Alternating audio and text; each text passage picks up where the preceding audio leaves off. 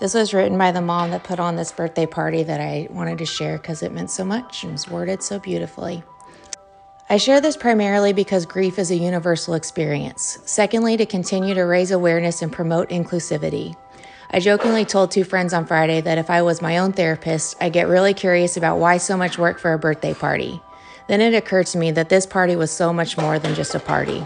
We threw my son his first birthday party today.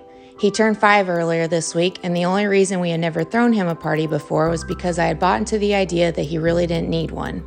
The truth is, I still believe this. We can celebrate our children without parties, but what I didn't realize is how much we, my husband and I, needed this, or maybe how much other parents needed this too.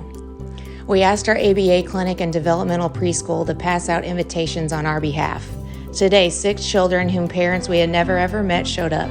Every single one of them made comments like, "This is the first birthday party that our child has ever been invited to."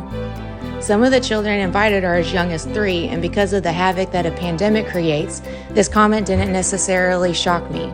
Parties really haven't been a thing for the last couple of years. But another comment struck me different. At least 2 moms confided that when they saw the birthday invitation in the backpack, they started to cry. Of course, one of those moms was me.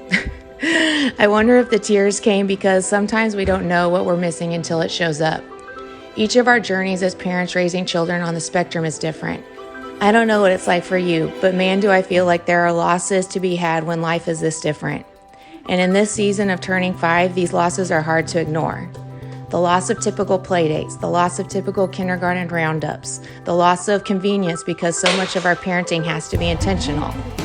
The losses are real and the losses are frequent, and where there is loss, there is also grief.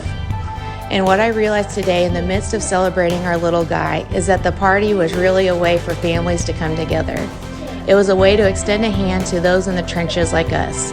The party wasn't just an excuse for cake, but a demonstration that community is vital. Because if we're all grieving, the only thing we can really do is show up for each other. No one and sometimes nothing can change the circumstances we face. So the only real thing we can offer to those grieving is companionship.